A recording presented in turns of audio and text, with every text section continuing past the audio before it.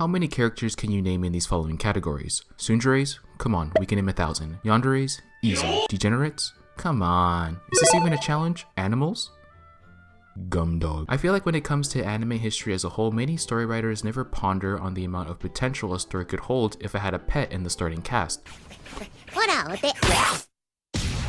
For some reason, when I think of pets in a character starting lineup, I think of Cowboy Bebop or JoJo, shows that are revered to some as the best that has ever graced the earth. Now don't get me wrong, there are instances where anime combines humans with animalistic features like some kind of Frankenstein experiment, but instead of a mob of writers, it's a mob of hentai artists with a pen in hand. Well, that's no ordinary rabbit. That's the most foul, cruel and bad-tempered rodent you ever set eyes on. And we've seen a recent resurgence of this in Dorohedoro, Beastars, or even the time I got reincarnated as a spider. But when was the last time a notable piece of work included something as simple as a regular animal being part of the main cast? In today's current generation, how pets are reviewed in anime is nothing more than a passing novelty to stare at. Oh, that's a nice dog.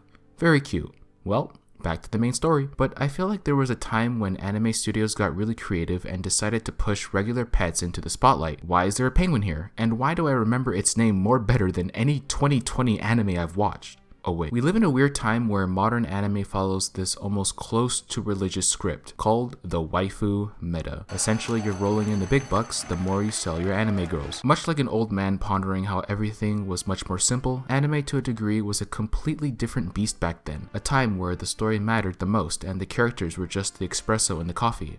You know, this is, excuse me, good fucking anime. I've had I can't tell you how many cups of anime in my life, and this is one of the best. Pets back in the earlier days of anime had much of a greater influence whether an anime stood out among the rest than the waifu brand selling characters we see today. Having an interesting group of characters along with a cool and collective pet on your side is just the cherry on top. いかがでしたか？発売までもう少しだけお時間をいただきますが、楽しみにお待ちください。さて、次の映像が最後になります。ご覧ください。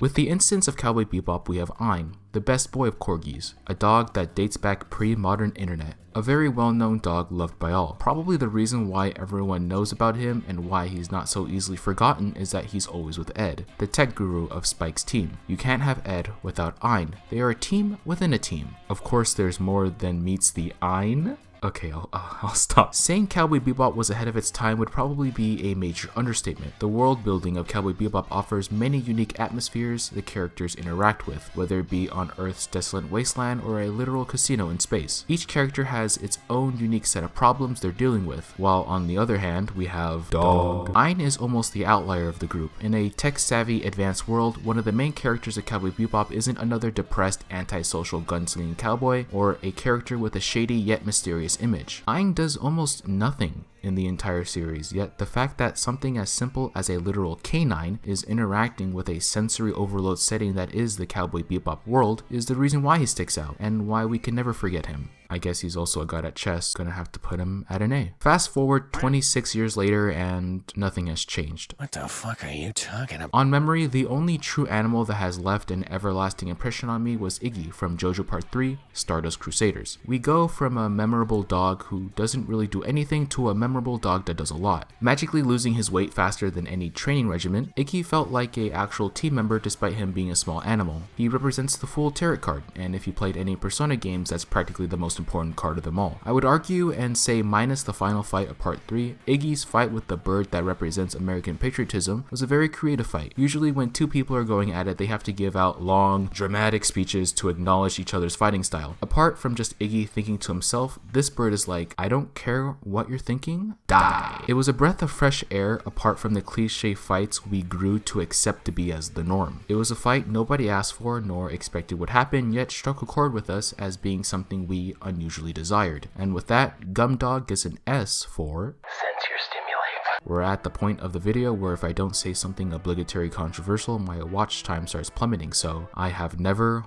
watched Evangelion. Not until now, baby, and I gotta say, robots are pretty cool. But are we really here for the robots? Maybe later, but we're here for the animals. Okay, honest to God question. When was the last time you saw a penguin in an anime?